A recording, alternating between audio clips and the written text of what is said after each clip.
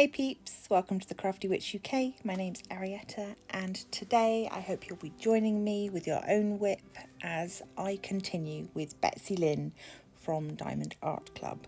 As many of you will know, I am completing this as part of the Micathon event, which is happening throughout the whole of this month, and I have made some pretty good progress. I'm really pleased with how she's coming along and hope to get much more completed before the end of the event.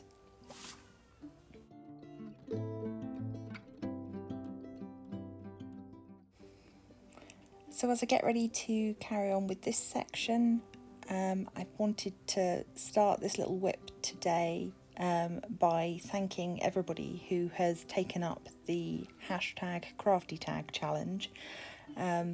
If you don't know what that is, I will pop a link to my original Crafty Tag video, but you can also check out the hashtag Crafty Tag playlist, which is available, which links to all of the related videos. I would particularly like to thank the following channels and give them a bit of a shout out because they have taken up the challenge and produced videos answering the Crafty Tag questions. So that is Diamond Painting Gamer, Diamond Painting Claire, Ditzy Diamond Painter, A Creative Mummy of Two, Sassy Cove, Kitting Up Kitten, Crafting with K, Pencil Surprises, and Diamond Painting Fanatics. I will pop links to their channels in the description for this WIP and chat as well. And as I said, anybody that produces a Crafty Tag video using hashtag Crafty Tag, I will add their videos to the playlist so that we can all find each other's videos and support each other. So what else have I been up to?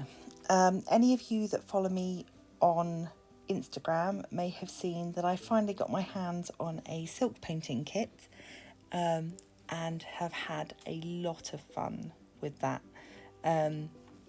It was something that I had done in school and really enjoyed but hadn't done since, and the experience of being able to do that again after so long has been absolutely wonderful. I found it incredibly relaxing. I would highly recommend anybody that can get hold of a kit, give it a go. I'll put up some examples of the paintings that I've been doing. These all came pre-gutted, that's the gold outline, the edging that stops the silk paint from running further into the fabric.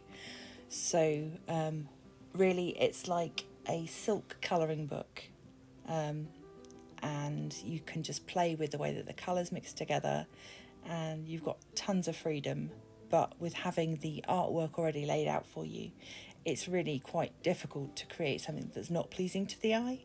So it's a great way to start.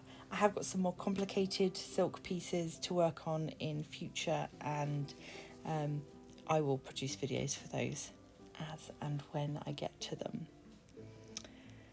So, silk painting, tick that off my list. It was one of the things that came up in my Crafty Tag, and I'm glad to have been able to get back to that. In another art experiment, I joined up with the Elephant Academy, who were running, they run several online art courses. I signed up to take part in their Fill Your Sketchbook course, which I did on Monday evening. That was a really interesting experience. Definitely pushed me outside of my comfort zone in terms of the sort of things that I would normally draw or paint and the techniques that we were using. It went by too quickly, really. It was just a couple of hours, which is not necessarily enough to really get your teeth into anything. Although the fact that we were working on sketches and having to do so very quickly. They were the course leader, Izzy, she was giving us, say, 6 minutes to complete a sketch, and then we'd move on to the next bit. So having that very short time where you had to complete an image was a challenge in itself. Tried some materials that I really wasn't familiar with. Painting with ink is not something I've done before, although big fan of ink pens and have used ink in conjunction with watercolours, but I've never painted with ink before, so that was something new. And we finished off by doing people, which is always a bit scary. I think a lot of people will relate to the idea of drawing people in poses that mean you don't have to draw hands or ears or anything else that you find tricky. So yeah, it was an interesting course to take part in. It was incredibly reasonable price, and I would definitely do another one. I really enjoyed it. Again, I'll pop up some pictures so you can see the sort of things that we were asked to do.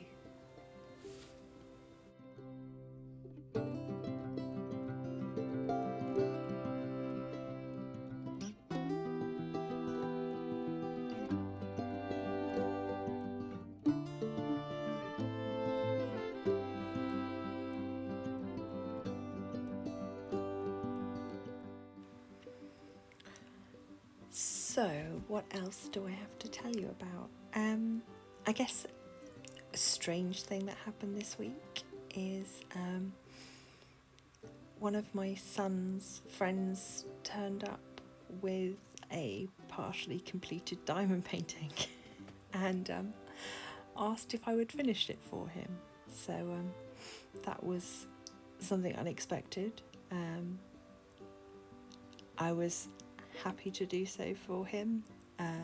He ended up hanging out with us for a bit, having a go, and actually he really enjoyed diamond painting, so woohoo, I have converted somebody else. So, but yeah, he had noticed that I diamond painted, and so having found this half-finished diamond painting, yeah, brought it over to me to ask if I would help him finish it. So that was my community service for the week. Yeah, I'll put a little picture in so you can see what it looked like. I think it was probably from somewhere like the Range. It was one of the partials on a pre-framed canvas, but it wasn't a Craft Buddy one because it wasn't their branding, and it was a different box to the one I've got, which is from the Works. So yeah, somewhere like the Range, that sort of middle of the road kind of shop. But yeah, happy to do it. Glad to have introduced somebody else and yeah, given them the bug. I would love to know from any of you peeps that are watching this, have you had the experience of introducing anybody to diamond painting? Who introduced you to diamond painting? How did you find out about it? I think it's always really interesting to see sort of how it spreads through little friendship groups, yeah, for some people it is, you know, they get the bug and that's it. It's the only craft they'll ever do, and for other people, myself included, it becomes one of a number of craft activities they take part in. But yeah, do let me know down below.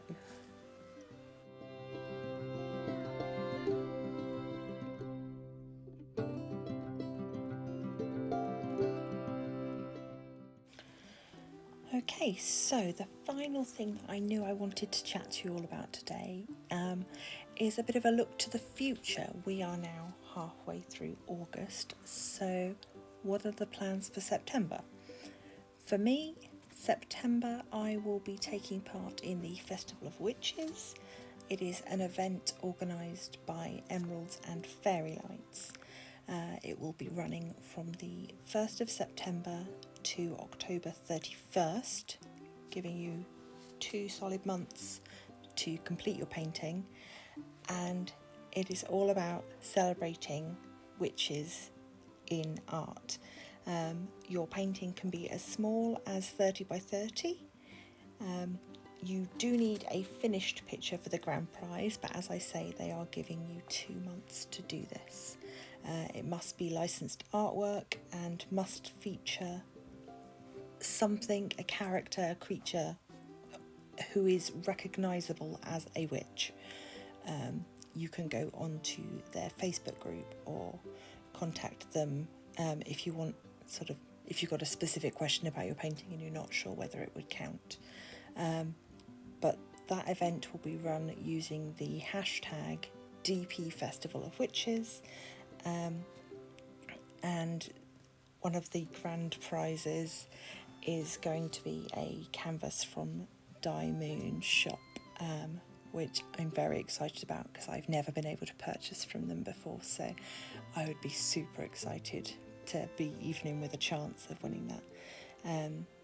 For myself, for this event, I think I may have mentioned in a previous video, I'm going to be completing Warm Witch from Diamond Art Club by Ivy Dollamore.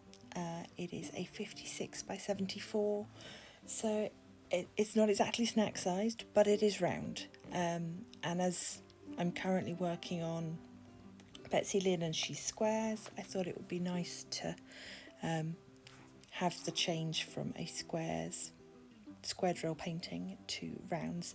Also, the colours are very different as well. Betsylynn is, lots of 310 and then these bright, vivid colours that really pop on the canvas, whereas Warm Witch is much more natural earth tones. So yeah, do take a look at the Emeralds and Fairy Lights YouTube video. Let me know if you're considering taking part in this event. I would love to follow along and see what everybody else is going to be doing. The other thing to mention, I know a lot of people take part in the Drills and Chills events throughout the autumn, and you can do that alongside the Festival of Witches event, so you can sort of double up there, so it's always nice to know. Right, I think I've probably waffled on enough for today. I am going to speed up the rest of my work on this little section and come back to you once it's done.